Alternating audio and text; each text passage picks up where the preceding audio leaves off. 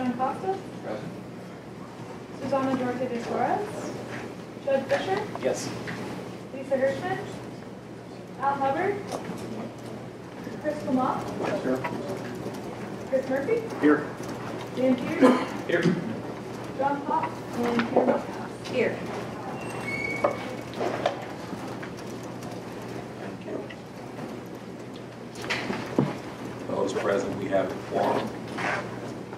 At this point, I'd like to express appreciation to everyone at Ivy Tech South Bend, all of the staff, all the support, all the administrators for making this a wonderful visit for us over the last couple of days. At this time, I would like to ask Chancellor Thomas Coley if he would come and provide welcoming remarks to us. Chancellor Coley, thank you very much.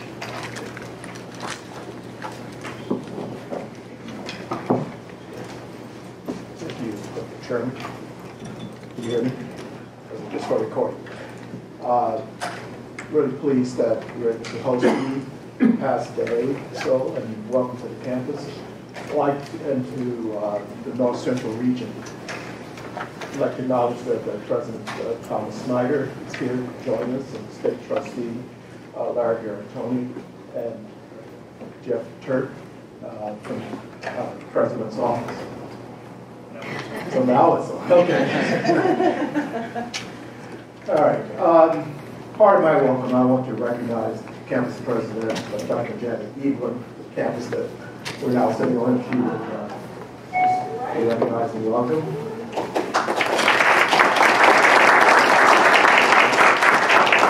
For those who may know, in terms of how we're organized here in this bi-region, I serve as chancellor with 7 campuses, and when I first arrived, I was chancellor for the North Central region. And since the combining of the 2 regions, we have campus presidents. And so what part of my welcome, or the main part of my welcome, is to recognize students who are here and for them to tell their story. I know that yesterday at the Education Committee meeting, you had, many of you had the opportunity to hear from many of our students, some of our students, and so, and I hope you found that very informative. So, I know, Dr. Evelyn, you want to bring the students forward and have them present. So, thank you.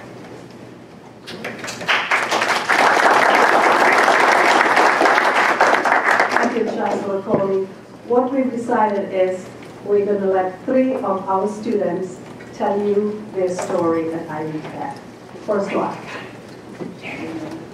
Hi, my name is Gwen Model. I'm in the hospitality program. This past May, I had graduated from the culinary program, so I'm now a certified chef. I'm continuing on to the baking program, so this coming May, I will be a certified pastry chef. Since I've been at Ivy Tech, there's so many wonderful things that have happened to me, but things that stand out are the opportunities that I've had. The chef instructors, they make sure that, first of all, they want us to succeed. And so they put us in positions where we can succeed. 3 years ago, I would have never thought that I would work side by side with executive chef Don Miller at Notre Dame. Amazing. And these continue to happen. But the biggest thing with Ivy Tech is the networking. We're always involved with people in the community. Thank you. Staples in the community and job opportunities. It's just amazing. And anytime that we need, or I have questions or need support with anything, I can always go and ask or even text or call or whatever. It's awesome. So I'm really grateful that I've been here at Ivy Tech.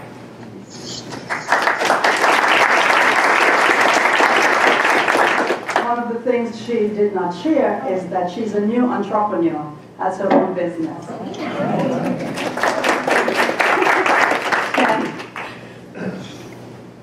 Good afternoon. My name is Kenneth Steve. I am, my major is Advanced Automation, Robotics, and Technology. I am a part-time employee of Ivy Tech in the admissions department as well. My experience around campus has been great. I'm actually the president of the campus activity board. Sit on North Central Indiana's diversity committee as well. I like to joke about Ivy Tech is more like my parents. They behind you 100% when you're doing well, and also when you do something you're not supposed to, they get on you as well. So I kind of like that.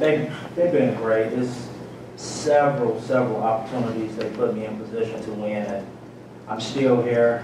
I have one more year left to go, and I'm still fighting the fight. I'm also a single parent. And like I said, my major is advanced automation, robotics, and technology, so I'm looking to go further with that. And after about 6-7 years of that business, I'm looking to start my own and go around the country and do the work myself. Thank you. I'm glad he shared that he is a single parent because he does extremely well. Sometimes his son is around here, so we've adopted him as well. And finally, Charles. Hi, my name is Charles Yost. I am the current president of the Student Government Association for the North Central region. I'm also a part-time library assistant. I've been with Ivy Tech for 5 years. My current majors are software development and cybersecurity. So I'm hoping when I'm done, I'll be able to land a good paying job so I can support my family a little better. Aside from that, I've had a lot of good opportunities here at Ivy Tech to become a better leader. I've transferred that into being a Freemason. I'm a Master Mason and a Knights Templar as well. So I'm hoping that the skills I learned from here and from that will help me in my career aspirations in the future.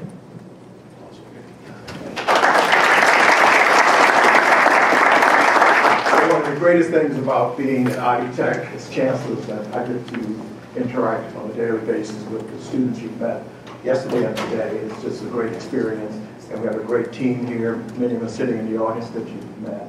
And so we're very pleased that you could join us, hear a little bit about what's happening here at Ivy Tech, and particularly in the North Central region. And again, welcome and thank you for being here. Thank you.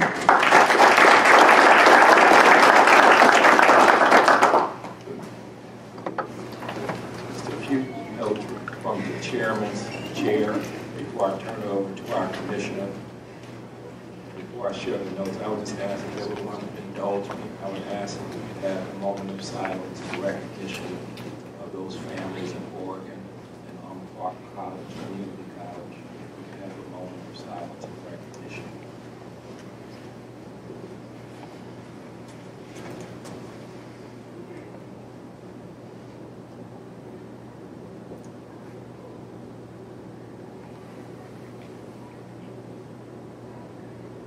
Thank you. I would ask that we all have marked on our calendars the Student Advocates Conference. It's a first-of-a-kind opportunity for mentors, advisors, and student support staff to share best practices and learn about state policies and initiatives. Now, more information will be found on our commissioner's website. And I'd also just like to thank Chris Murphy, representing the South Bend area, member a long time. In fact, I know he's the longest serving member on the commission. And Chris has been wonderful. We appreciate his hospitality last night. So Chris Murphy, on behalf of the commission, thank you very much.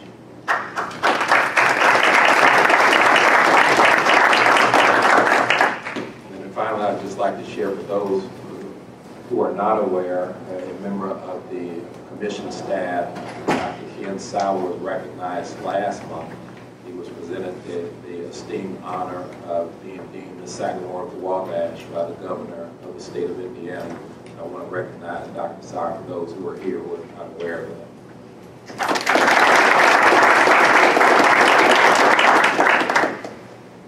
Now I'll turn it over to our commissioner, Commissioner Lovers. Thank you, Mr. Chairman. In keeping with talking about the family of people who have served on the commission, I wanted to bring to your attention, some of you, most in the room probably not, but some of you will recall Fred Bauer, who was a longtime past member of the commission. In fact, the longest serving member of the commission. He served from 1973, which was only 2 years after the commission was created, until 2005, 32 years he served as a member of this commission. And he passed away on Tuesday of this week. He was an attorney in the Terre Haute area, and was also a member of the Indiana House of Representatives. So thanks to Diane McKee for letting us know about this, and certainly thanks to him. In addition to being on the commission for 32 years, he served 2 distinct terms, 2-year terms as chair of the commission as well. So those of you who think you can get an easy pass and leave early, look to Fred Bauer for the example.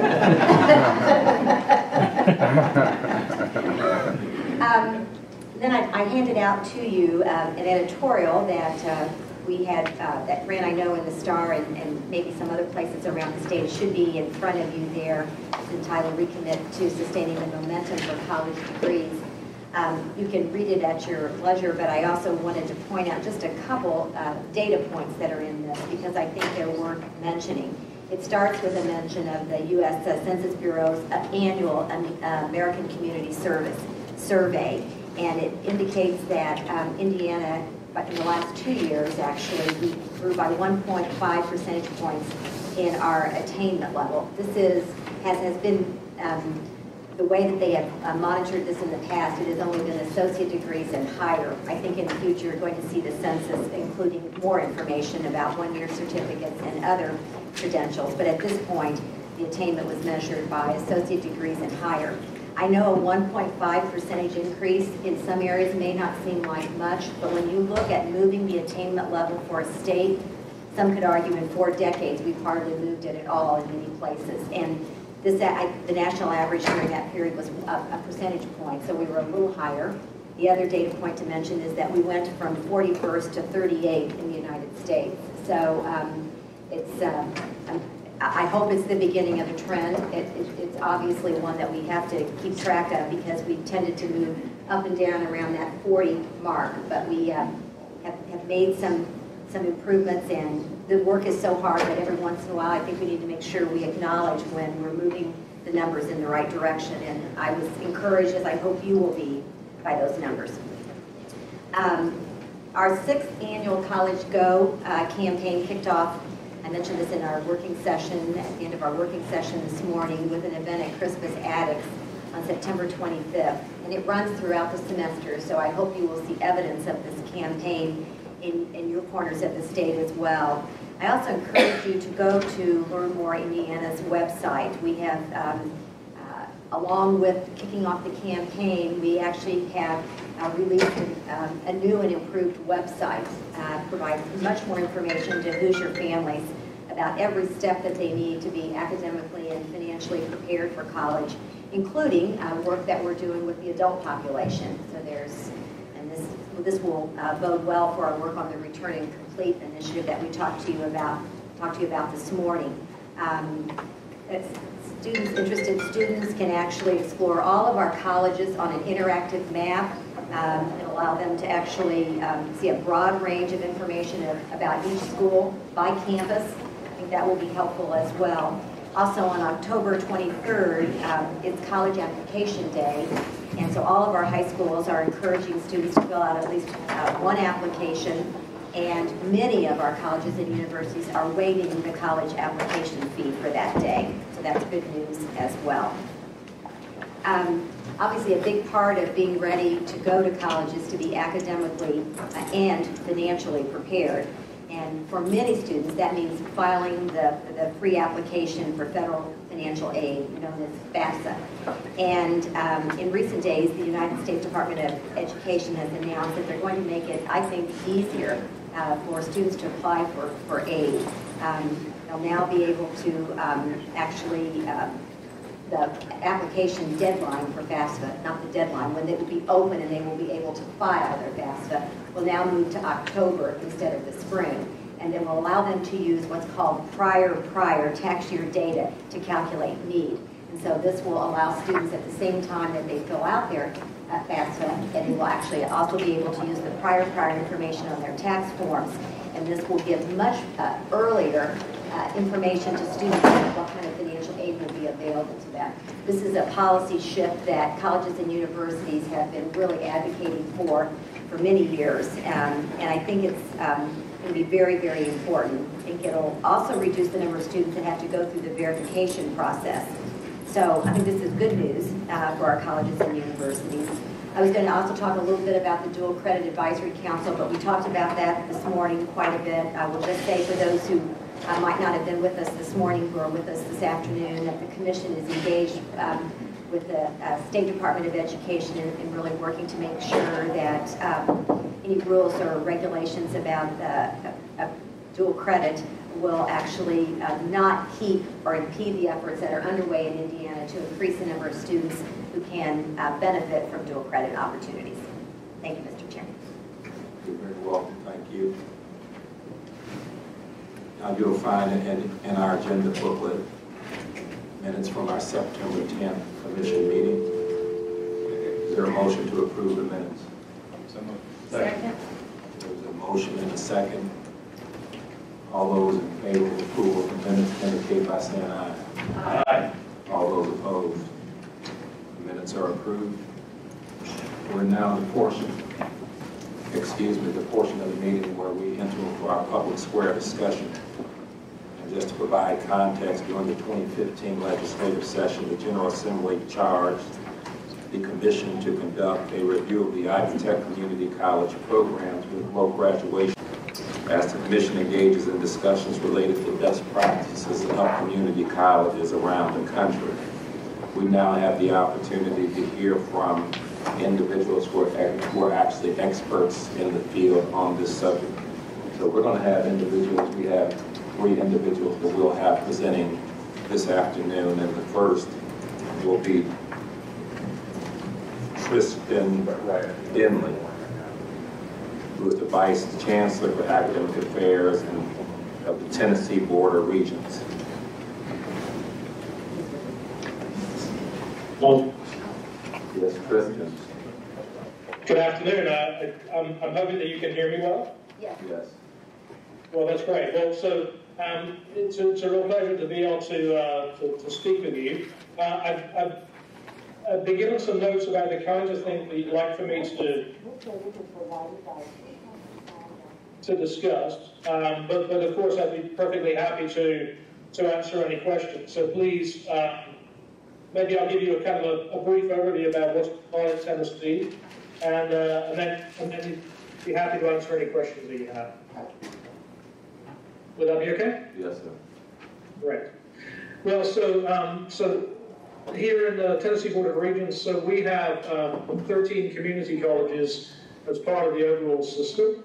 We have that comprises about half of the system enrollment, so about 100,000 students in the system all told. And of course, as part of the Tennessee Board of Regents, we also have 6 four-year schools and also 26 colleges of applied technology as well, which offer so basically one-year programs. I think the way that your structure is set up, that's a little different, but that's kind of at least tells you kind of where we are. Back in 2010 here in Tennessee, the legislature passed the Complete College Tennessee Act, and that really changed the whole focus of the system. I don't think it was ever the case that we weren't interested in the students completing, but it is certainly the case that now there is a fundamental focus in our system on recognizing ways and initiatives that we can help students arrange the structure of our programs in such a way that increasing proportions of our students really succeed and finish out with a credential. And then that's been dovetailed with our governor's initiative, Drive to 55, that where the aim is that by 2025, more than 55% of Tennessee's populace will have a post-secondary credential. And so really we've recently created a new strategic plan exactly around that to get us from where we are to that goal, graduate by graduate. And of course, it's not just the case that we want those graduates to just have a line on their resume, but we really want them to have meaningful credentials that will really work for them in the workplace and will be a powerful mechanism in the Tennessee economy. So So part of that then is helping students to recognize the direction they're going in. So for instance, it is now the case in our system as of this fall that every student when they arrive on campus has to choose either a degree program or an academic focus, so an academic direction that they're now going to move along. They can't any longer be undeclared or undecided. They, of course, they work with advisors and counselors to make that. And then once they're in that direction, then we have created guided pathways, directed pathways, so sequenced curricula where when the students follow those classes, that order, then they can graduate in a timely fashion. And part of that has then been also this creation of what are called the Tennessee transfer pathways. So these are actually some 52 subject-driven two-year curricula, which if a student follows that course structure, then they graduate with an associate's degree, either an associate arts or an associate science degree. But more than that, those courses, that degree also seamlessly and completely transfers into any of the public four-year schools in the state, and actually the vast majority of the four-year private schools in the state. And so that student then can take that two-year degree and move straight into a four-year program. All of their general education core is satisfied, and also at least 19 hours of the subject material in those degrees. So we've really worked hard on trying to create and build that seamless transfer structure. And it's also the case that we are actively recognizing places where students get stuck. And so I guess actually we have been partners in work with Ivy Tech in really pioneering this co-requisite remediation structure. That now is fully implemented in our system. We've seen remarkable improvements in the success rates of students in those initial math, reading, and writing classes. But more than that, we're also working on course redesign kinds of initiatives all across that initial gateway structure of classes. What we see using lots of predictive analytics work is that the success that students have in those initial classes has an enormous effect on the likelihood that they will actually succeed throughout the rest of their curriculum and go on to graduate. So I hope that kind of gives you the idea of the way in which we're going about the curricular structure. It's also the case that all of that is then dovetailed with a fundamental commitment to both rigor and currency in the workplace. So actually all of the programs go through a 5-year review, what we call an academic audit, where a team from across our system and also sometimes outside come to a campus for each subject. They're on a 5-year rotation, and then that program is then audited top to bottom, curricular structure, success of students, and then also the fit with potential employers. And then we also collect on an annual basis placement and employment data for students who graduate from community colleges and in the future also universities. So we use actually a combination of work there. We actually survey our students and employers to find those graduates and see to what degree they are actually employed in their field. If they're going through an AAS program, and clearly we want to see whether that degree really does dovetail exactly into a world of work. But it's also the case that we use the Tennessee longitudinal data system to be able to understand the proportion of graduates who are actually in employment. And so that then gives us an understanding of how marketable our graduates are. And that's also a very important piece. Maybe I pause there, and now that you kind of got the flavor of what we work on. Well, thank you very much. And what we will do is we will have a few more presenters, and then we'll open up the floor for general conversation or general Q&A. Will you be able to stay with us, Dr. Henley? Yes, I'm happy to stay. Oh, very good. Then next we will... Hi, this is, I'm sorry, this is Donna on the phone. I just wanted to make sure that I was marked as present. We got you, Suzanne. Call back over. We got you. Thank you. Thank you. We hope you're feeling better. Oh, life is great. Thank you. You're welcome. So now we have the opportunity to introduce via phone a gentleman who needs no introduction in the state of Indiana. We are pleased to have joining us today Stan Jones, who serves as president of Complete College America. Stan, welcome. Well, thank you, Dennis, and thank you, commissioners. My colleague is there with you, Dr. Elson, and he's got a presentation to make on our behalf that we collaborated with. And so I think it's better since he's there for him actually to make the presentation. And then I will stay on the phone to answer any questions that you might have. But we're really going to, I guess the first part of it is to focus on the 5, what we call our game changers, strategies where we've seen significant returns on investments. And one of those, clearly, as Tristan Denley referred to, was on the remediation correct that Ivy Tech and Tennessee are really leading the way.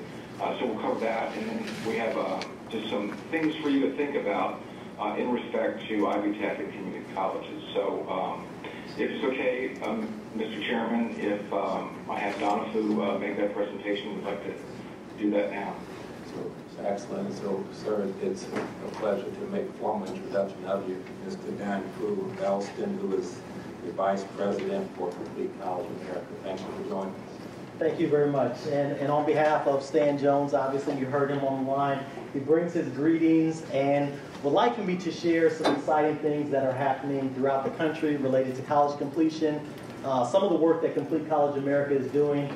Our previous speaker, Tristan Denley, we worked quite a bit with Tristan, and we worked quite a bit with the commission as well as with Ivy Tech. And so for us at Complete College America, we have the joy and the benefit of dealing sometimes with what we might call the bitter truths, where we have to figure out how bold we can be in structuring and changing institutions so that the vast majority of students ultimately persist and at the far end ultimately graduate. And so I'll show you a few slides based on the things that we see throughout the country as well as some future directions.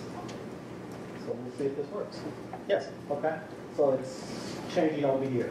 So for us, we know that there are a number of different, if we had one larger conversation about everything that we could do to help students, we would have an exhaustive list. For us, we've really honed in on 5 key, what we call game changer strategies. And I want to run through a few of those for you. So they're listed right here. Co-requisite remediation, math pathways, full-time is 15, GPS direct route, as well as structured schedules. Stan actually asked me to present because prior to joining Complete College America, my role was working at campuses like Clark Atlanta University, Georgia State University, and most recently Purdue University Calumet, where many of these different types of strategies have been implemented and scaled for many of those students and dramatically increased those retention and graduation rates. So let's talk a little bit about some of these strategies. Co-requisite remediation. As we know, too many community college students start in remediation. Right now that number is 60%. And out of those 60% of students, very few of them end up passing a gateway course. So when you think about it, for those students that come in with remedial education, they normally have to go through a series of courses before they can get to that gateway course. What we found is that many of those students never even move on to the next course, nor get to that ultimate gateway course. So we view co-requisite remediation as providing co-requisite and not a prerequisite, putting students in a course where they have the opportunity to have that academic support in that process. So it's more time on task, it's just-in-time help for them. And so at Ivy Tech, you really have seen some implementation of co-rec remediation. Earlier, that number was about 25% of students were passing English in 3 semesters. Now, over 50% are passing in 1 semester. Previously, 9% of students in remediation were passing math in 3 semesters. Now, 55% in 1 semester. Math pathways. So for many of us that have gone through higher education, we know that college algebra was that weed out course. what we found is that college algebra is really just a precursor to calculus. And calculus, of course, is important for STEM programs. But what if you are a liberal arts major or a business major? So looking at different pathways for students to be able to pursue a degree and the math that may be more in alignment with the ultimate workforce demands, as well as a more clearly defined pathway, is another one of our strategies.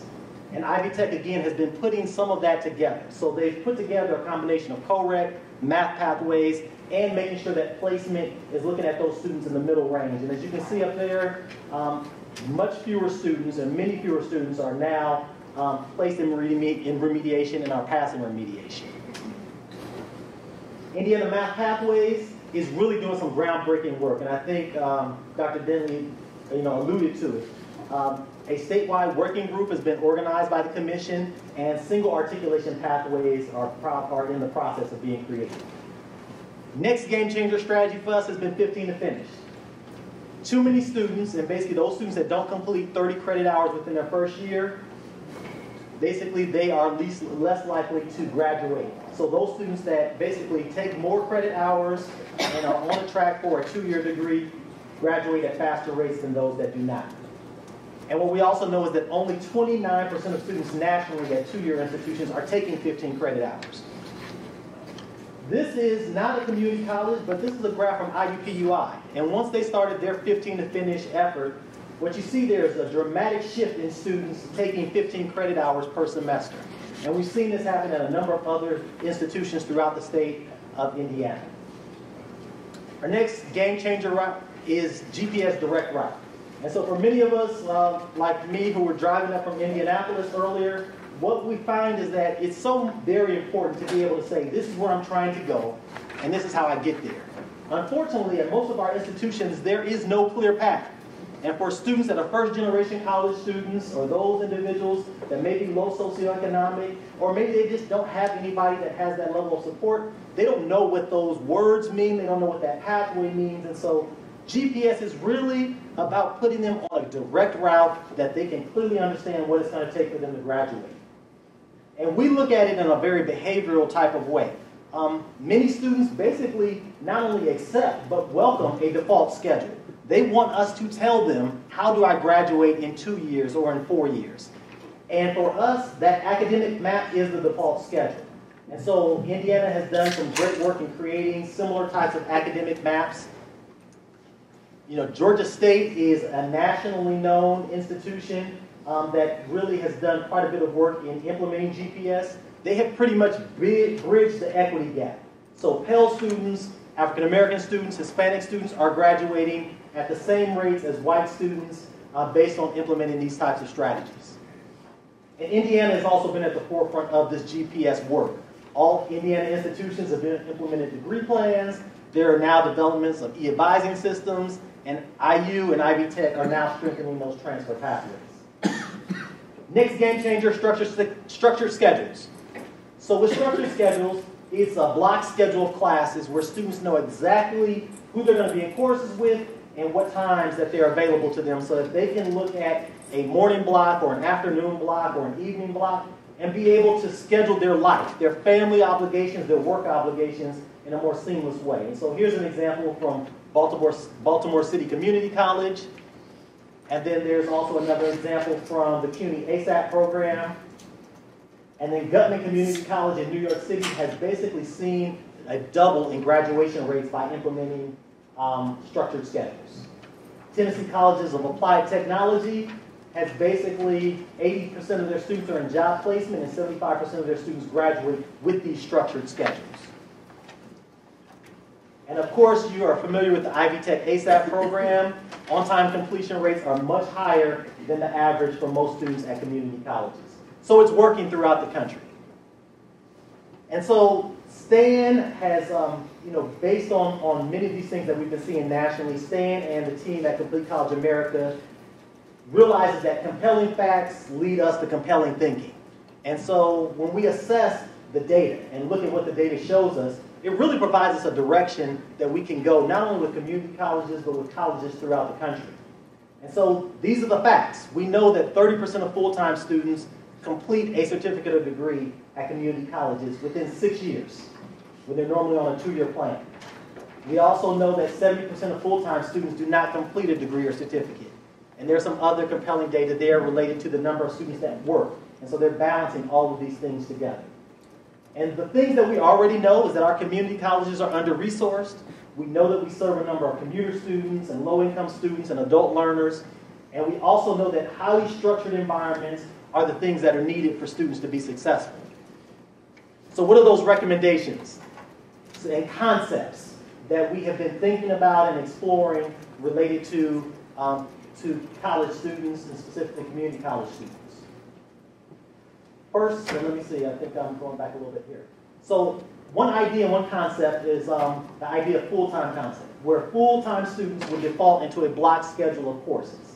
They would choose either that morning or that afternoon block. Going to a block allows them to organize their schedule, as I shared. Block schedules can improve completion rates anywhere from 55 to 80% as compared to the national average of 30%. We also know that part-time is pretty much a bridge to nowhere for many of these students. Literally 90% of students that enter as part-time do not get a degree within 6 years. So some of the part-time concepts. Basically making sure that students that enter into a part-time career program, they enter in a program that has economic value as well as something that allows them to push toward an associate's degree. The courses would be preset, allowing the students to finish within 2 years, and that time could be reduced with either competency-based education or with blended courses.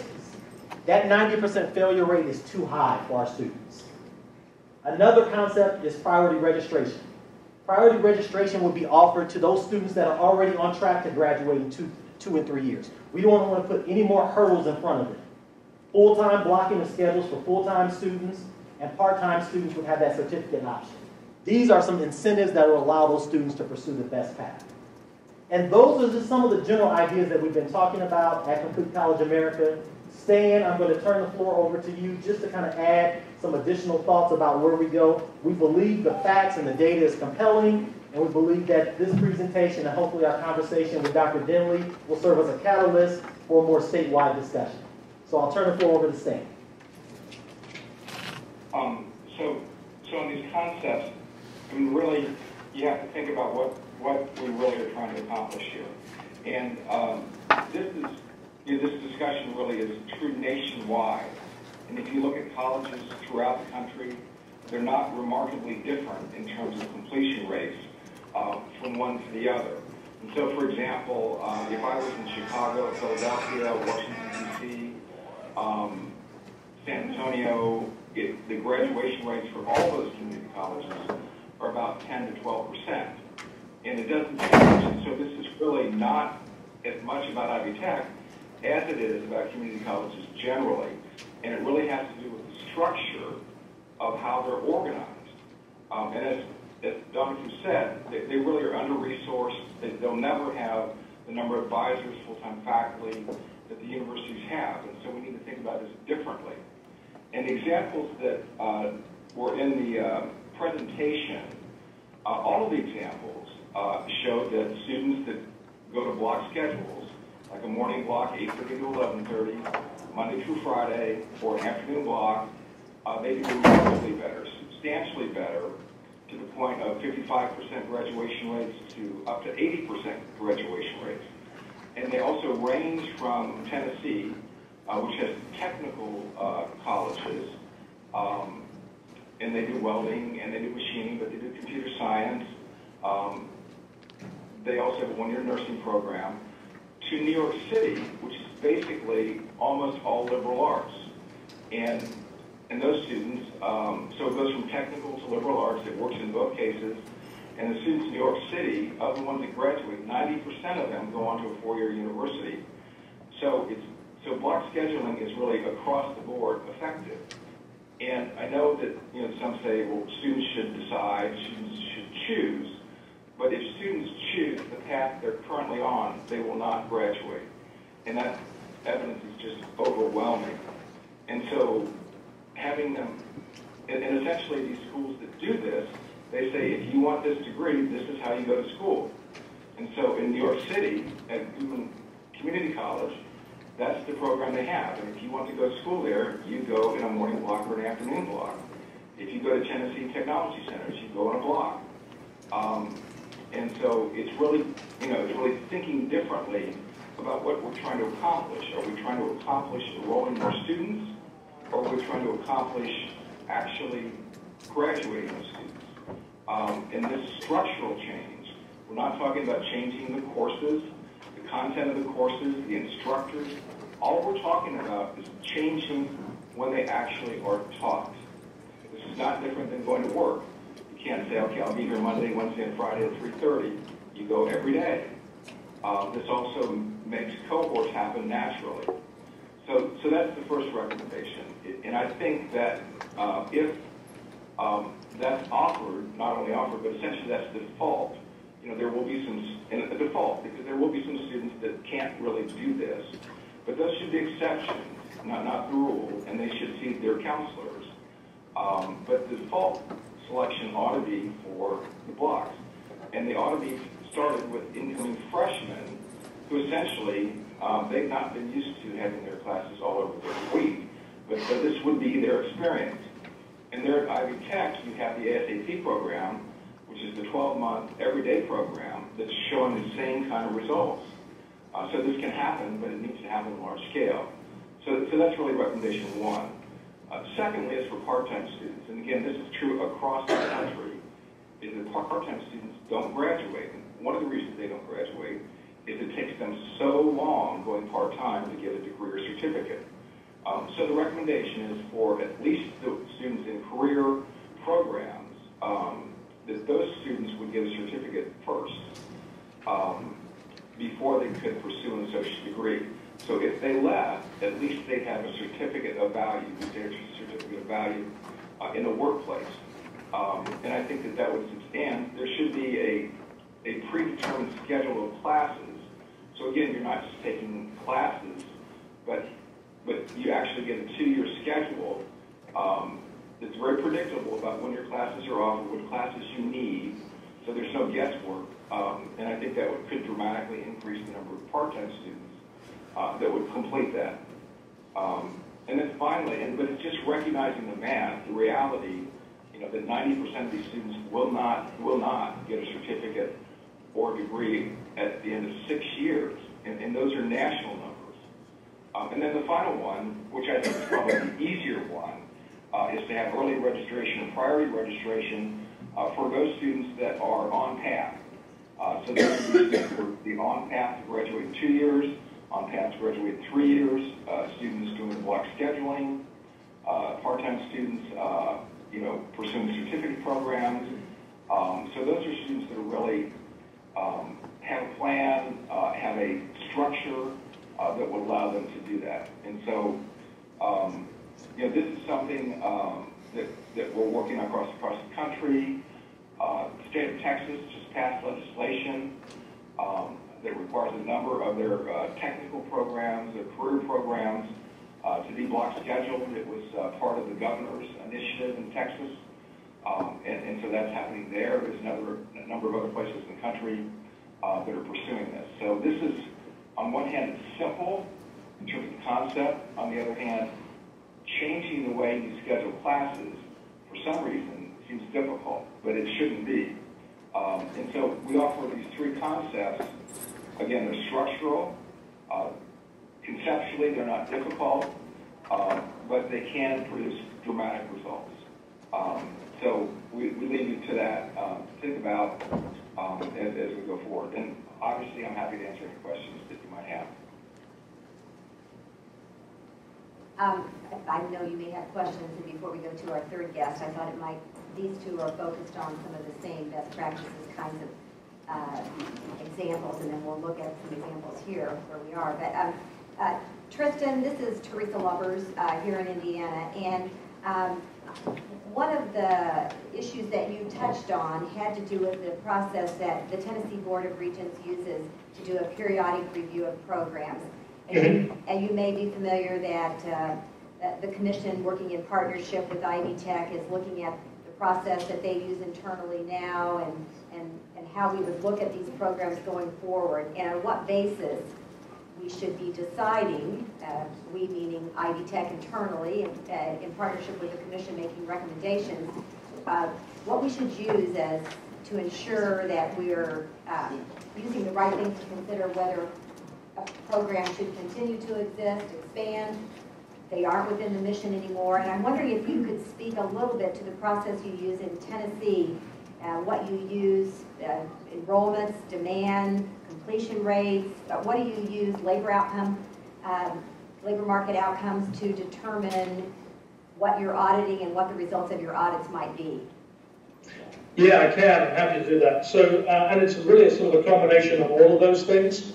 I think it's the way in which things have unfolded across our system, perhaps as you might anticipate, is we have 13 community colleges, and they were 13 sort of separate up until relatively recently. They're still separate, but now there is a great deal more coordination between those 13 schools. And so what we've been doing is to find ways in which we can create a lot more alignment across all of the programs across TDR. So first of all, for all of the AAS programs, we are now creating a common curricular format for all of those programs across each of the schools in the state.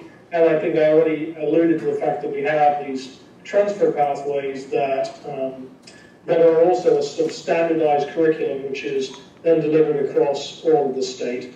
And that makes a huge difference then, because that, as we go in and we carry out these audits, then we're able to look at how that consistency is working. It gives us a very significant economy of scale because of the fact that now we're able to create partnerships we haven't been able to before.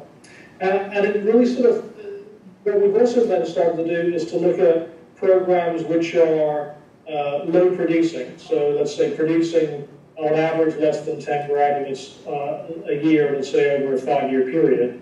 And that's, this 5-year review is exactly the way in which that unfolds. Then to look at those programs and say, okay, so what's going on here? Why is it the case that we have few graduates from these programs? This is not just a 2-year phenomenon. I'm having these exact same conversations and meetings with 4-year schools as well to find out, okay, so is this program low producing because there just aren't any people who are enrolled in this program?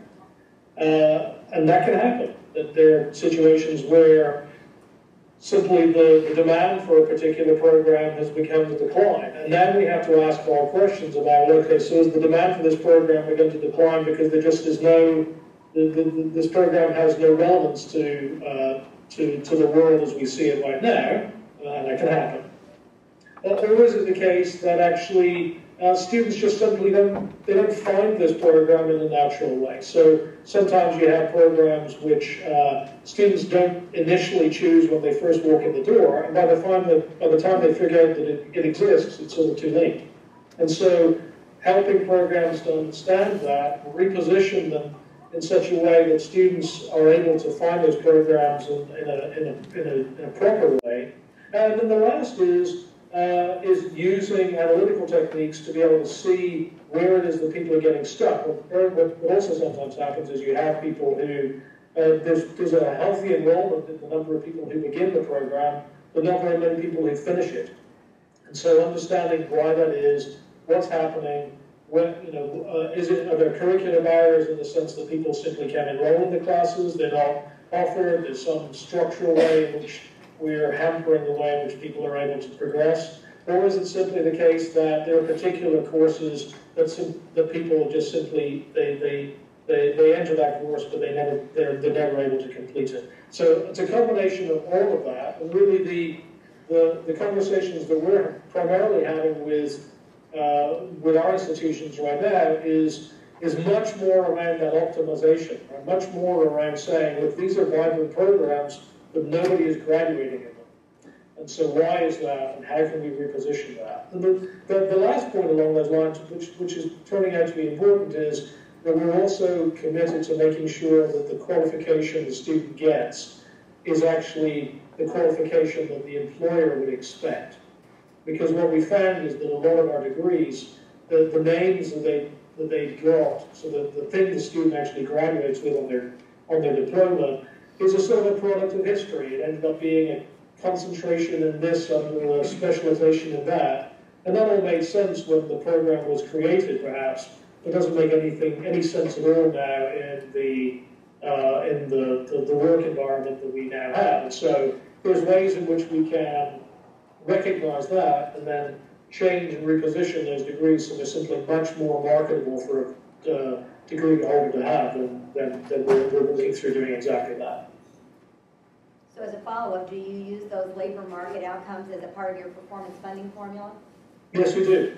Yes, we do. As many of you probably know, Tennessee now has a funding formula actually which is completely focused on outcomes, on student progress through degrees and outcomes. And in the community college setting, one of those outcomes is exactly graduate placement rate. So it's one of the outcomes which decides the community college funding. And we will take a few questions from the members of the commission, and then we're going to have another presenter. Commissioner Hubbard. Yes, sir. It's my understanding y'all's results in Tennessee have been absolutely phenomenal in terms of placing your graduates in jobs and those graduates being successful. Do you have some statistics on that? And is that anyway? I'm actually from Tennessee, so try to pay attention to what's going on down there. It's my understanding that you're focused, Teresa raised it, on outcomes, and that the results of this focus have been exceptional in terms of getting your graduates placed and in good jobs. Can you comment on that? Yeah, so you're exactly right. There has been this sort of laser-like focus on now recognizing that schools need to be focused on helping students to graduate and rearranging our work in exactly the kinds of ways that you've heard in the presentation today. So all of these game changers are exactly the things that we are committed to putting in place, and actually many of those techniques were things that were initially introduced here in Tennessee, or at least we were early faithful copiers, let's say that.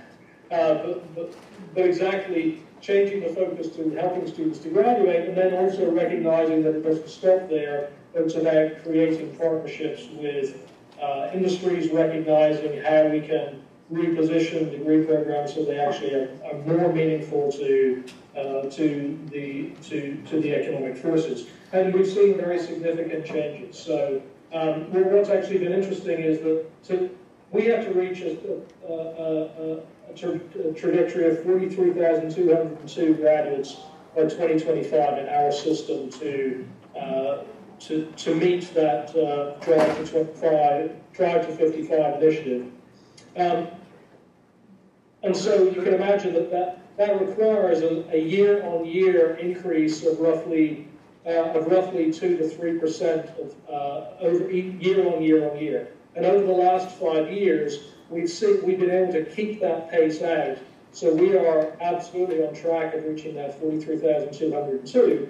But what's more important is that we've been able to see that year-on-year increase in the number of graduates, despite the fact that right now, actually, our system is about 10% smaller than it was back 5 years ago. Because I think, as many schools across the nation have seen, as the economy over the last few years has been through the roller coaster that it's been on, that's meant that lots and lots of people either it's the case that they enrolled and then they simply have sort of run out of funds and dropped by the wayside in some kind of way, or it's the case that they have now gone back to try to find employment. And so what we've seen is up until this year, actually, of course, when we introduced the Tennessee Promise, we've seen a steady decline in enrollment across the 2- and 4-year sector here in Tennessee, but despite the decline in the number of students, we've seen a steady year-by-year increase in the number of graduates. So that tells you the kind of change in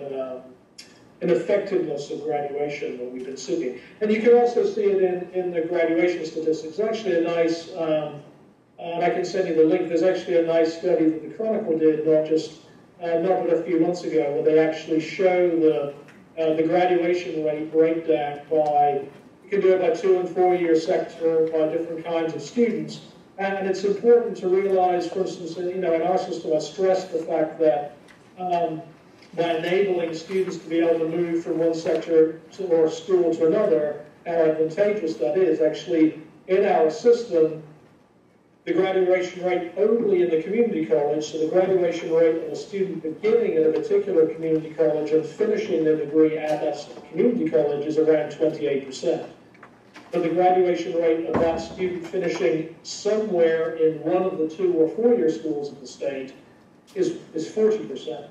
So, and that's increased by about 4% over the last couple of years. It's still a steady increase because of the fact that on the one hand, enabling students to be able to complete degrees, which is an important piece, but it's also the case that they're able to take those qualifications and seamlessly and effortlessly move them to another institution. Well, just a follow-up. What's my understanding, y'all actually inventory from your employers what type of jobs are opening today and projected openings in the future, and have tailored your course offerings to basically train your students to be prepared for those jobs. And then you measure how you actually reward the schools based on how effective they are at getting the graduates into these jobs. Is that all, in fact, true? So that is true. So that curricular review is part of the 5-year academic audit that I alluded to. And it really is the case that those placement rates are actually part of they're part of the funding formula which decides the funding that institutions get. And so the better job they do of graduating students who have significant currency in the workplace, and so consequently are being able to be placed into jobs, the better placement rates they get, and the more funding they receive. And so you can imagine that schools are very committed to doing what they need to do to make that happen. Is that 2- and 4-year both, or just 2-year? So actually, it's only in the 2-year sector that those placement rates are part of the formula. But it is actually the case that it's now in our 6-year, our next decade-long strategic plan to track exactly those statistics also in the 4-year sector. And 4-year schools are very committed to being able to show that they too are doing just as. Actually, what's interesting is that all the data that we're seeing is that the 4-year schools are actually doing a very good job of this. It's just nobody's ever collected any data to see it. So. But once we start to do it, we're confident we can do a better job still. Can you tell us what percentage of your funding, either new funding or total funding, is on the outcomes? All of it. Actually, well, so 95% of it. 95% of it is distributed based on outcomes, and it's all of it, not just new money, all of it. 95% is distributed by outcomes, and then there has been a long-standing 5% of which has been allocated based on what's called quality assurance funding. So that actually is that's been a long-standing effort to ensure academic rigor quality. And how many metrics do you use, and does that include capital as well? So the metrics, yeah. So it's a let me see. So in the 4-year sector, the metrics are progression past enrollment hours. So moving past 30, 60, 90 hours. We've actually just changed it to 30, 60, 90 rather than 24, 48, and 72. So moving past the progression past the numbers of students who pass those progression metrics, numbers of graduates in bachelor's, master's, and doctoral degrees, and then a graduation efficiency metric, which is graduates per FTE. And then there is also the traditional graduation rate, which is also in there, and also a measure of the amount of research dollars that are brought in. So that's in the 4-year sector. And then in the 2-year sector, the measures are, again, passing those graduation marks. So it's about getting past 12, 24, and 36 hours, and then graduating to an associate's degree. Its technical certificates are also counted. And then the other metrics in the 2-year sector are placement in work, so your placement rate with an employer, and your effectiveness in remediation, so the number of students who begin in remedial classes who successfully complete a credit-bearing class. And then there's also the number of successes in dual enrollment that's also in there as well. So the metrics are slightly different in the 2- and 4-year setting, but they're all based on, you can see, on either graduations or successful steps towards graduation. And one last question, how long have those metrics been in place and stayed the same? So it was all put in place with the Complete College Tennessee Act of 2010, and so it was actually in fiscal year 2011 was the first year where funds were actually distributed in that way. That first year, to be fair, the way in which it was put in place was that basically the old formula and the new formula were sort of run in parallel as a calibration. But it was the case that there in 2011, that was the first year where the funds were allocated according to that new formula. They have then ever since been that way. Thank you. Now we're going to bring up another presenter, and then we'll open the floor for the rest of the commission members. So we were so pleased with the presentation given by the campus president of our Warsaw campus at our Student Success Committee that the staff thought it would be wonderful if she could join us today, and we appreciate her for agreeing to do so. So it's my pleasure to introduce you all, our campus president, Ms. Silva Kashpola, who is the campus president for our Warsaw campus. Welcome. Thank you very much, Chairman and members of the Commission. I very much appreciate the opportunity to give yet the same presentation that I gave yesterday in a much more concise form today, because I think it's really important concept that I'd like to add to the already important conversation that we're having on student success today. So I think it's fair to say, I think everybody in this room would agree that we're making really great progress in the area of providing students from low-income and under-resourced backgrounds with increased access to higher education. I think that's a fair statement to make. And I think a great example of this is our state's 21st Century Scholars Program. This is a program, as you all are aware, where income-eligible students are able to get up to 4 years of college paid for once they graduate from high school if they, in fact, meet certain expectations and guidelines. So this is an excellent example of a state program that is providing access to students. And it's not the only one. I've worked in many states, and there are similar state programs. But despite this particular program and this effort to increase access to higher education for this demographic, we're still falling short in a key area for this demographic, and that is in the area of college completion. According to CHE data from 2013, about 100,000 students were enrolled in the 21st Century Scholars Program, and scholars were attending college at a higher rate than their counterparts, which you would imagine would be true because they're getting their college paid for. But despite that effort, unfortunately, our scholars are not persisting at the same levels. According to that data in 2013, only 1 in 10 scholars is graduating on time, and less than a third are actually earning their credential within 6 years. So even though we have efforts in place to increase access to higher education for this demographic, unfortunately, we're also increasing the achievement gap with our higher income students and our lower income students. And so why is this? I think we could have multiple conversations as to what's causing this to happen. From my vantage point, and I have 15 years of education, of experience in higher education. I've been fortunate to work in 4 states. I'm convinced that simply providing our lower income students and our under-resourced students with access to higher education, we can't claim that as opportunity.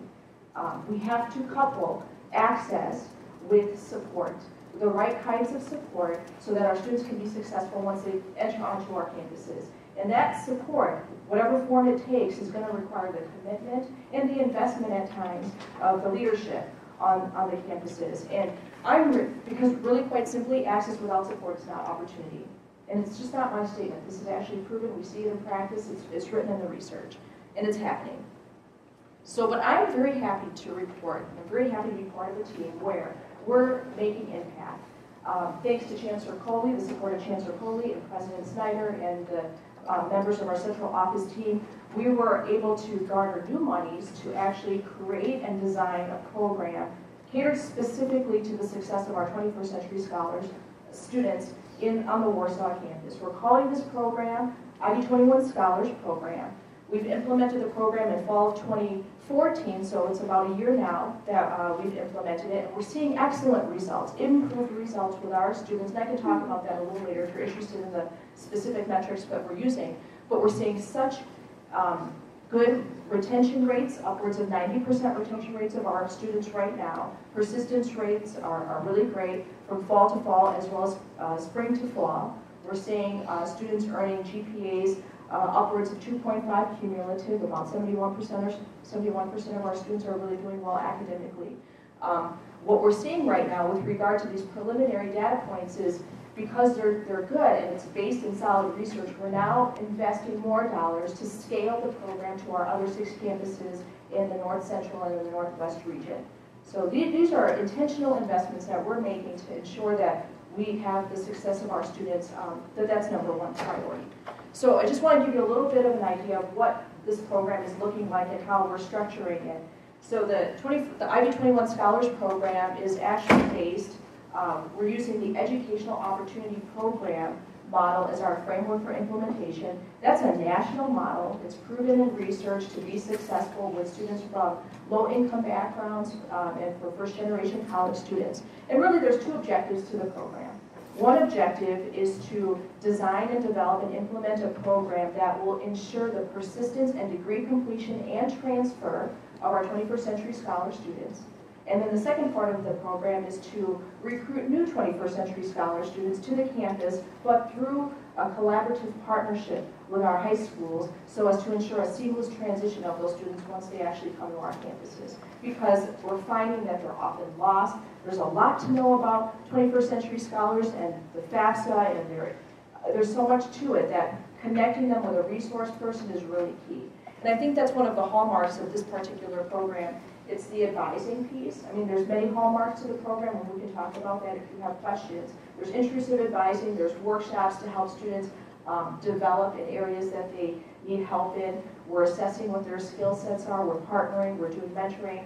But I think one of the hallmarks really is the advising. It's an intrusive advising model. It's a holistic approach to advising, where the advisor owns the student from beginning to end.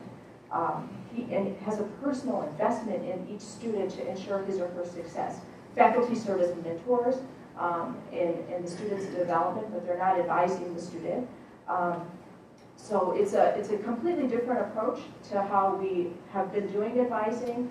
And I think what's really great also is that the college is slowly transitioning to a more holistic approach to advising as well. So with that, I don't want to take up too much of your time, but if you have questions, I'm happy to answer them. Thank you. Any questions from commission members? And as you think about your questions, again, I just ask, as we set this up, I ask that you contemplate your questions within the context of the charge from the General Assembly.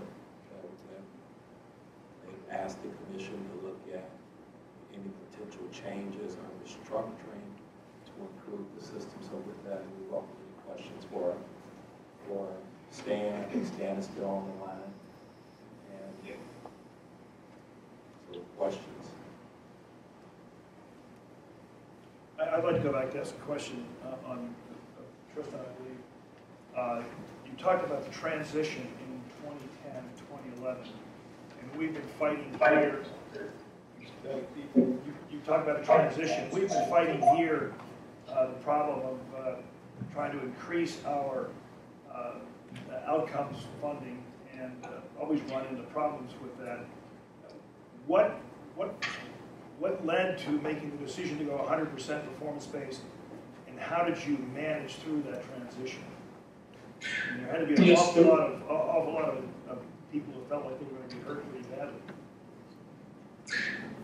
Yeah, so this was our previous governor, Governor Bredesen. He actually he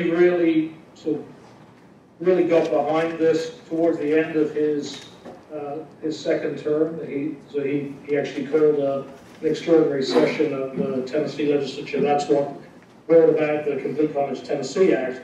And so part of that act was actually the creation of this new formula, and the fact that from there on out, that basically all of the funds would be allocated not based on enrollment, but based on outcomes. So that was that's kind of the impetus behind it. But what happened was that they calibrated the initial settings of the formula in such a way that it produced exactly the same outcomes as the old formula did in year one. And so that was the way in which the transition was made, so that way there wouldn't be any sort of immediate jarring of finances. Clearly, you needed to make sure that schools were able to move forward in a financially stable kind of way. And then, of course, after that, as outcomes gradually changed, and I think I neglected to say that all the parts of that formula are on a 3-year rolling average. So things don't change dramatically, but they change in significant ways. So, the institution that I was provost of before I came here to the system has received roughly $13 million of increased funding over the last 5 years due to increases in those outcomes. So those are very significant changes in funds. Probably, I think overall their overall funding was somewhere around $40 to $45 million that they got from the state. So an extra 13 on top of that was a big old chunk. So that's kind of the way in which that unfolded. Quite recently, actually, we had a series of meetings to talk about ways in which the formula should be slightly. Should we make adjustments? So there are ways in which it's working successfully, and ways in which maybe we can tweak it slightly. There have been some important adjustments that will now take place and will be part of the ongoing 5 years. And I think I alluded to one that we changed from we changed the progressions from being at 24, 48, and 72 in the 4-year schools to now being 30, 60, 90. And much of that is around this work to recognize the importance of people studying a full-time schedule, taking 15 and graduating on time. So it's important for there to be that ongoing adjustment to make sure that it's working properly, but it's also important for this formula to be as stable and predictable as possible so people can make strategic, and they have done, made strategic investments and strategic changes to the way their campus functions so that they really will be able to move their outcomes. I wanted to kind of move, actually, John, we're trying to ask a question first, let him ask it, and then I will. Tristan, I just want to get your comments on the 3 recommendations by Stan and Danfu. Block scheduling with pretty rigid pathways, requiring part-time students to get certificates first before pursuing an associate's degree, and then this concept of priority registration for students on pathway to graduate on time. Could you hear that, Justin? Yeah, so I think those are all extremely wise advice. They're exactly the kinds of things that we've seen significant success with, and we're still in the throes of really implementing that in the fullest sense, the way we would like to see those things. But already we've seen significant movement. We actually have done this by embedding the transfer pathways within 4-year programs. we also, if you like, have created this the opportunity for students to earn an associate's degree along the way. And in those associate's degrees, if we're able to stack credentials, if we're able to take a technical certificate and embed that within a technical degree, then we have also done that, because we recognize how important it is for students to have marketable credentials. Having hours towards a degree is not the same as having the degree.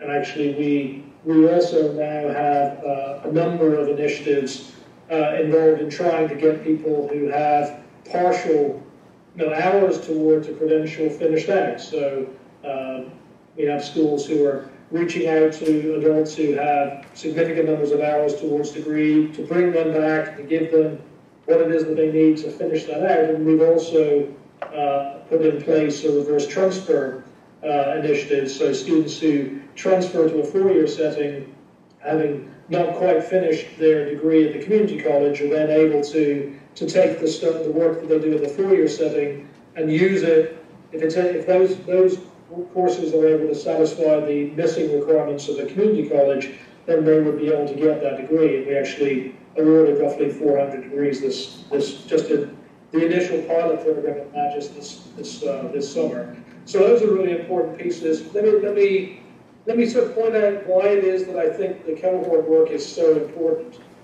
It's really about predictability all around. So clearly I was provost on a four-year campus, and so but it doesn't, the same sort of phenomenon exists, that students need to be able to take the courses that they need to take to further their degree, and those courses are important for those particular students, and important for them to be able to take those courses, and it's important for them to be able to take them in a modality that they are able to take it. So this is especially challenging if you have people who are working adults, if you have people who have significant obligations outside the classroom, and of course, what we know is that the days of majority number of students being traditional high school graduates who just come to school and that's all they do, those days have long gone. So the vast majority of our student body, they are working their way through college, or they are adults with a family, and everything in between. And so what's very important is for us to be able to provide those courses in a dependable way. And the trouble is that up until now, we haven't really done that. The way in which schools have gone about scheduling classes has been much more about trying to find ways for them to schedule the classes than for people to actually take them.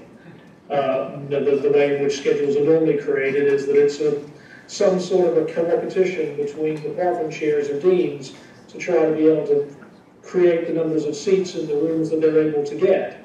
But not much has been paid to exactly how the different courses that have to be part of the student's schedule actually mesh together. So if you have a student who has significant obligations outside their studies, well, it's really important for them to be able to depend on being able to take all of their courses in some kind of a structured way. So if you know that you're always able to, say, take all your classes Monday, Wednesday, Friday mornings, well, then you can say to your employer, look, I take my classes Monday, Wednesday, Friday mornings, so I can work in the afternoons and I can work on a Tuesday, Thursday, and then that's done.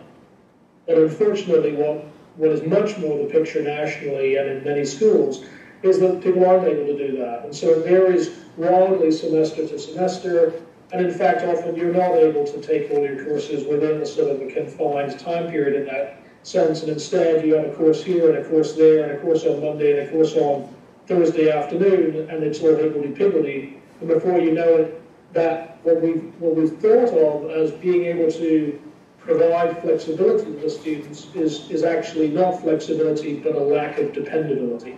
And so instead, having a structure that gives them then a structure from which they can then build the rest of their lives. If they know that they're able to take all of their courses in this predictable way, planned out over some period, number of years, then they're able to arrange the other parts of their lives in ways that enable them to be able to juggle both. And that seems to be a very crucial piece. So there are perhaps many ways in which what I've just described could be achieved, but clearly creating various degrees of bundled classes and cohort scheduling is a very effective and efficient way to do that. And so that's one of the reasons why schools that have been able to implement that have really seen the benefits of that work. I know we're probably going to run out of time, Mr. Chairman. I wanted to ask Stan maybe a final question before we move on. Stan, a lot of the things that we've talked about, especially advising, but other changes in practices, might come with some upfront costs. Have you been able to think through at Complete College America what the long-term financial payoff might be in terms of retention or graduation or on-time graduation as a counter to what would be upfront costs to actually have a better ratio of advising or implement some of these other practices?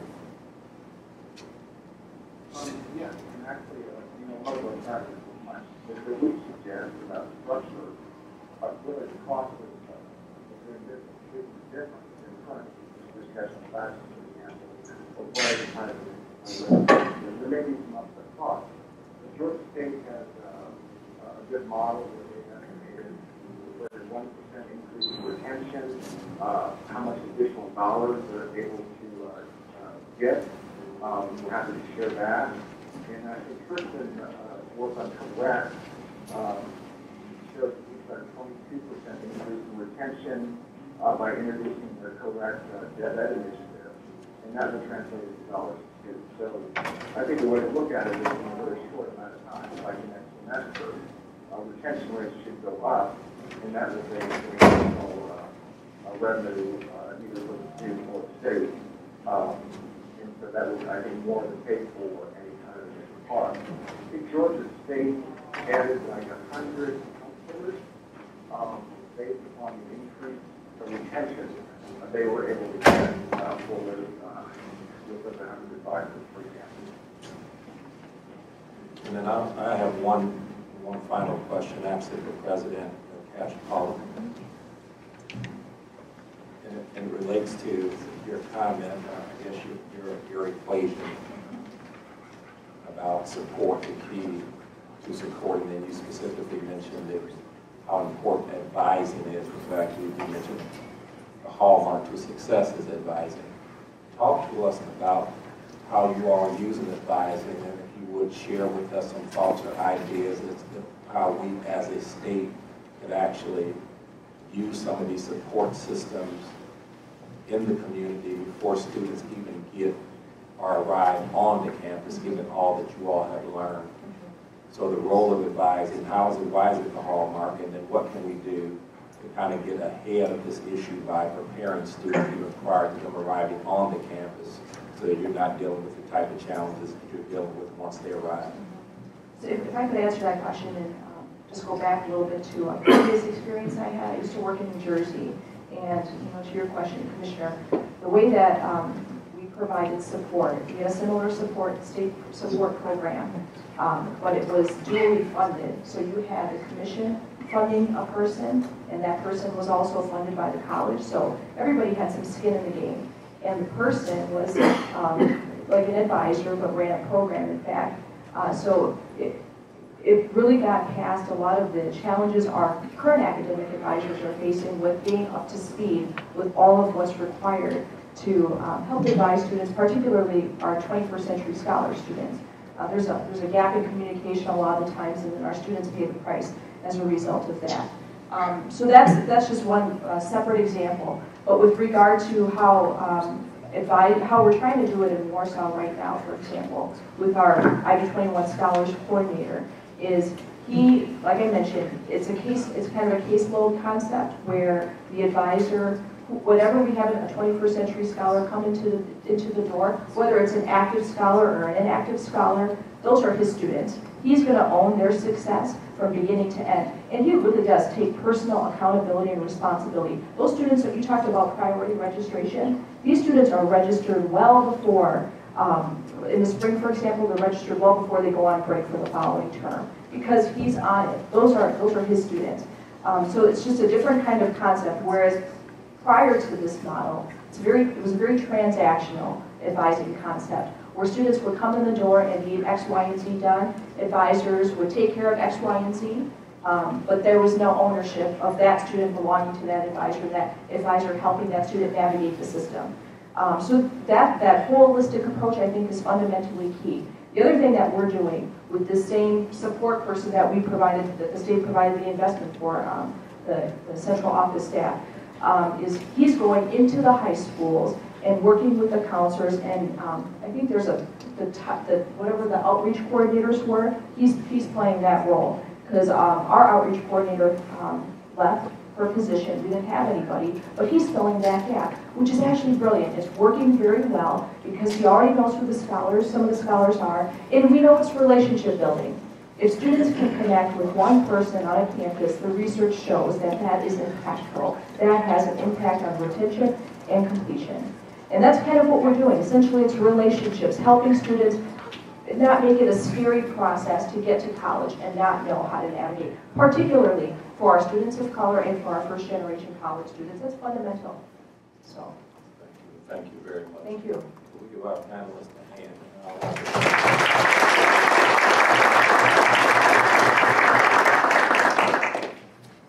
And thank you, Dr. Denley. Thank you very much for joining us. President Powell, thank you. It's a real pleasure. Thanks so much for your time. You're very welcome. Thanks, Bill.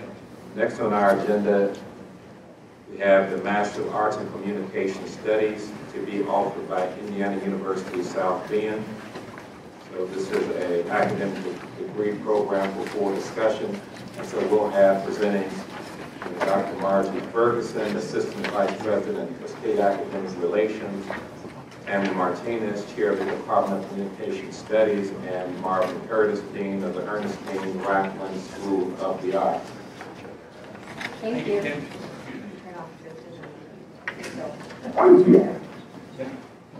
Just to follow up on this presentation, the fact that we're going to be making a recommendation on December 10th, are we going to be discussing this prior to what is the plan? Yeah, we'll be sharing with you a draft time, and we're working with a group at Ivy Tech right now on a regular basis, too. So what is sort of the timeline? Well, the timeline at this point is that we're hoping that we can come to some agreement and partnership on what the metrics would be, and then it would be at the December meeting, and then we would be sharing that with you by sending it to you in advance. So, and then we'll be asked to vote on it. If you're comfortable voting on it, then if for some reason you're not, we would always hope we have to be ready to vote on it. But we think that we'll be able to provide enough information to you in advance that it will, you'll have an opportunity to do that, or raise questions with us. We don't have a November meeting as a challenge. Right. I know you would look at that. I could have a special meeting with you, Al. Come back from Florida or Aspen or whatever. Would it be appropriate to send it out in November and have a conversation on the phone for those who wish to participate, to just ask questions after the meeting? As soon as yes. So that we don't surprise ourselves and get ourselves into a corner. And I think that's entirely fair. I'm not sure when in November, I mean, we're still, we're working through this. It's between the two of us together, between Ivy Tech and the Commission, we're taking this charge very seriously and trying to figure out exactly how we meet both the spirit and the letter of the statute. And it's not an easy job to figure out how to do this. So, but we will share with you enough time, and we'll send it out first, and we'll set a time that if people want to call in and talk about it, they can. And maybe it'd be helpful to send out the legislation, the statute. Yeah, you have seen that before, but we will send it again. It is only like 3 or 4 lines. We'll send it again, though. And if there's any history behind that. Yeah. Yeah. Let me introduce this by saying that the committee has recommended this degree program for approval, but would like discussion about it. So we're going to explain it. So Sure, we can talk thank about you, it. thank you. And as the chairman said, I have my colleagues from South Bend happily just across town, but easy for them to join us here today. So they'll be happy to answer any specific questions you have. And I'll just make a brief introduction. As you know, part of the mission of our regional campuses is to offer some limited graduate programs. We carefully choose those programs to be aligned with our local workforce. They are driven by student demand and employment needs in the community. This degree program in particular, this Master's of MA in Communication Studies, that grew out of those demands exactly. So we have a very strong Communication Studies program at the undergraduate level. There have been requests repeatedly from our students for opportunities for advanced study. There is no other MA in Communication Studies in the community, in fact. And so this would be an opportunity for our own students in our own community to stay here to get advanced study, to increase employment opportunities.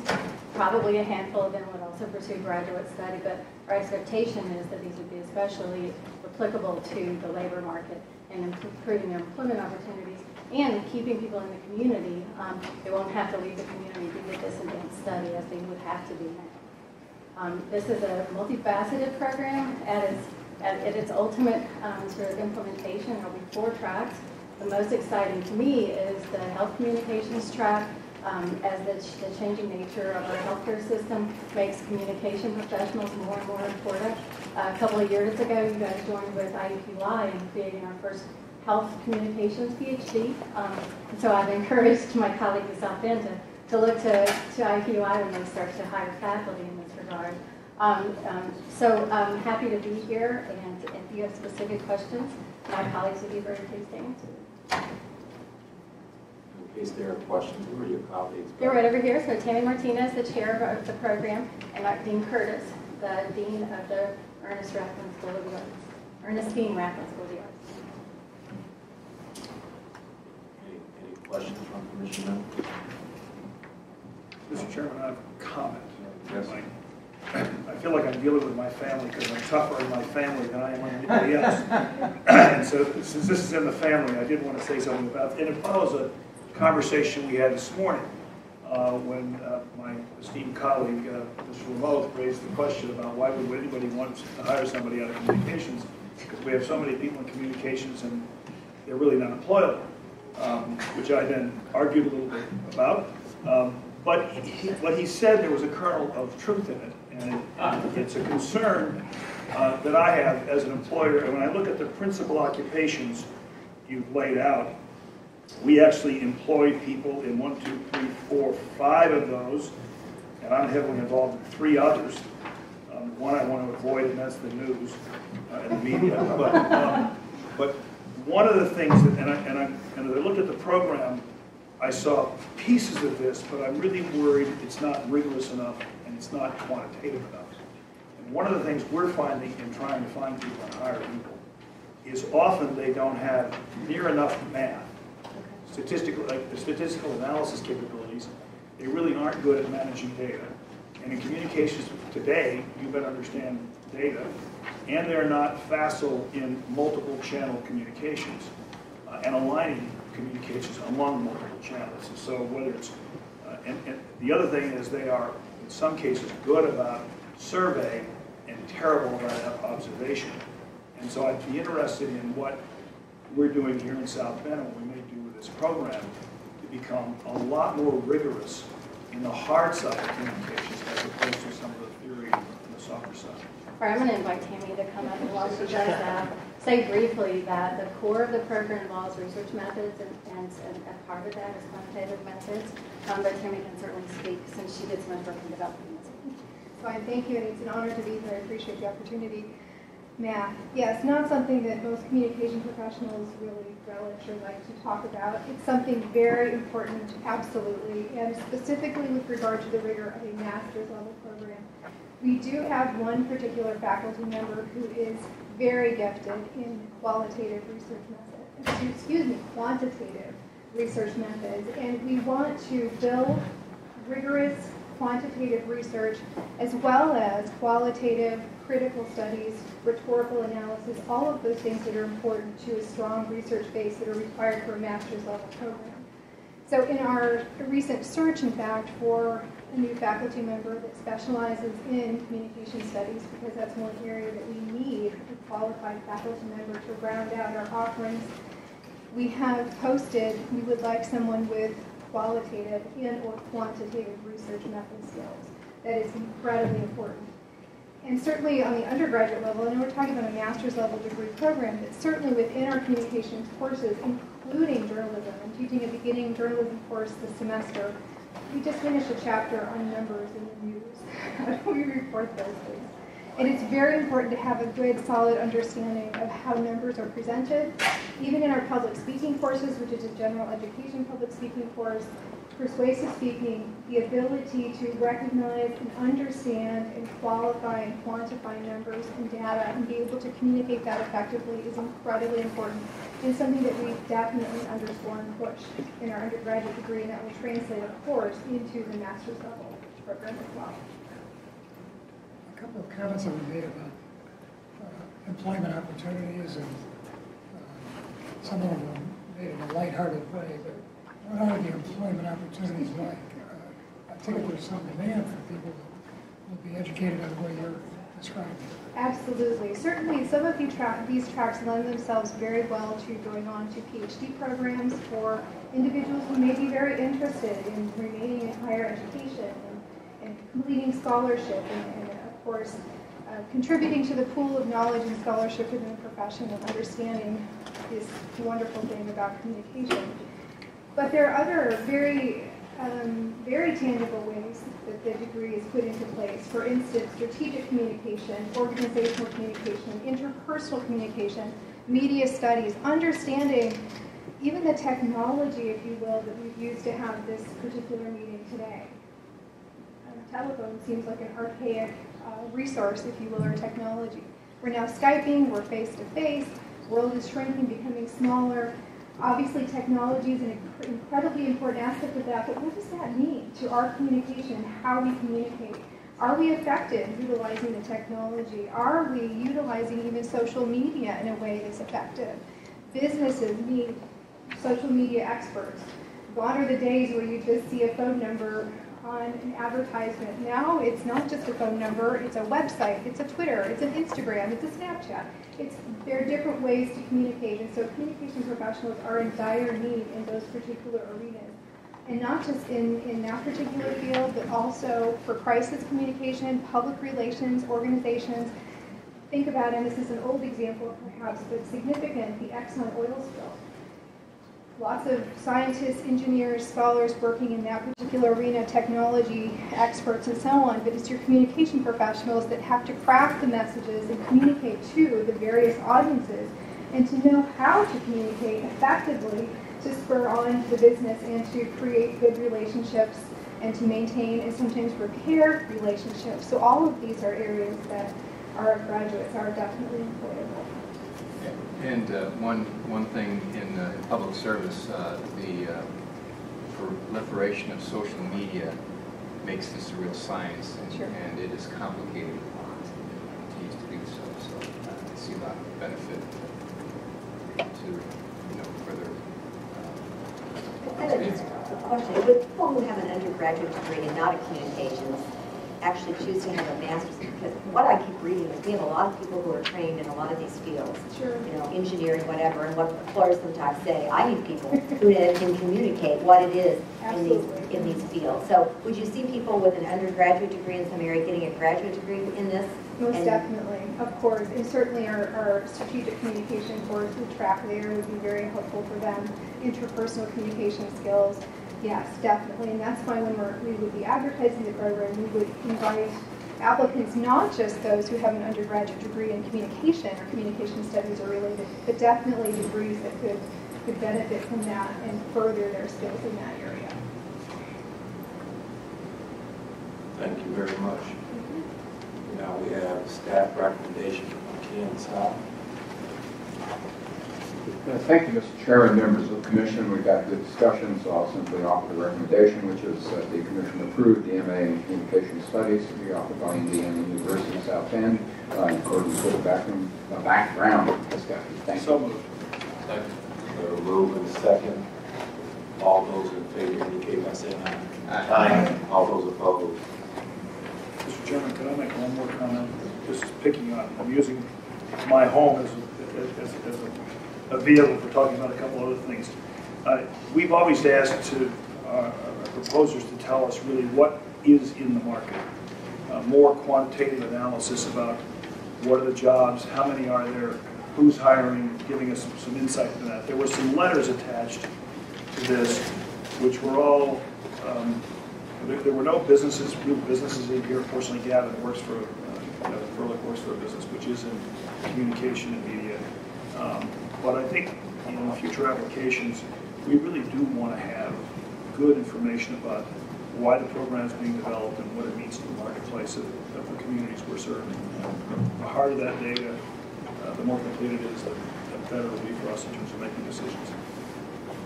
Thank you for the feedback. I know that gets to the question that was asked earlier by Rebecca about the market value and utility. So yes, it is true. In the past, we've actually asked those making requests to provide supporting information, so we will know that.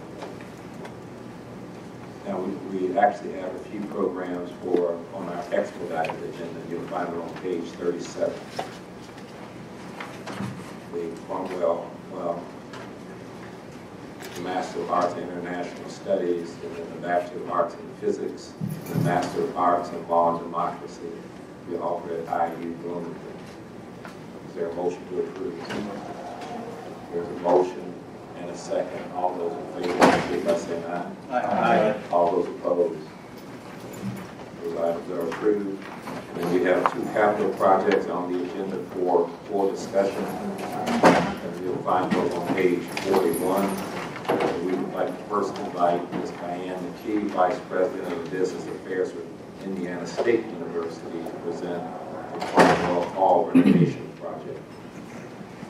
Thank you, Chairman Glenn. You're welcome. The renovation of Cromwell Hall that is before you this afternoon is the third phase, is the third project of a 4-phase renovation of what is known as Sycamore Towers on our campus. Sycamore Towers contains 4 12-story buildings, each of which were constructed in the early 1960s and have had little or minimal renovation since that time. The first phase of the Sycamore Towers project, Mills Hall, was just recently completed this past summer and now is being occupied by our students this fall. The second phase, Bloomberg Hall, is currently under renovation with it to be ready for next summer or the fall of 2016. Each of these facilities of the 4 buildings within the Sycamore Towers were originally constructed to house approximately 400 students. With the renovations, that number will be reduced slightly to 366 beds. Included in the renovation is the installation of air conditioning and full fire suppression, as well as some masonry renovation, reconstruction, replacement of windows, heating systems, and elevators. The total cost of the project for Cromwell is estimated at $23 million. This is based on the cost of the previous 2 projects we have undertaken and does include a 3.5% inflationary factor to the bid date, which is anticipated to be next spring. And the project would be funded through the issuance of long-term debt as well as cash reserves of the housing and dining system. And I'd be pleased to answer any questions that you might have about the project. Any questions?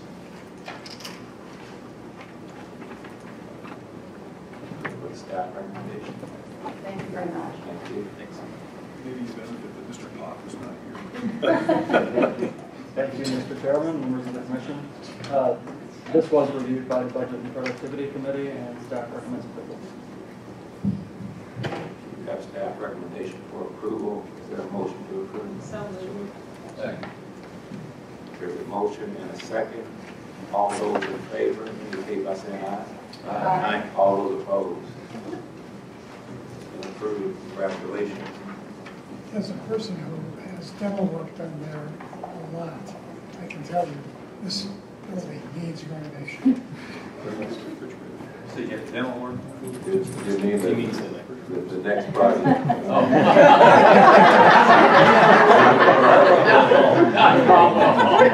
That's a full service. That's a full service hall.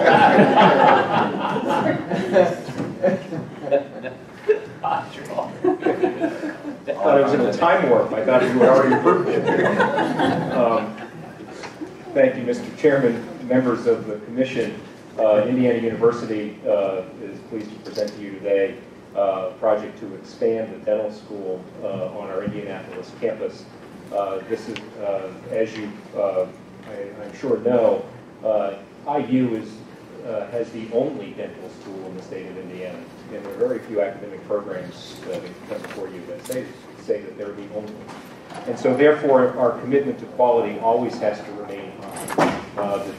The chances that when you, as Dr. Bepko spoke, when you go to the dentist in the state of Indiana, more than likely you're going to have an IU-educated dentist working on you. I can't promise you that this project is going to make that trip to the dentist better, but we hope that it certainly can improve the quality of the outcome.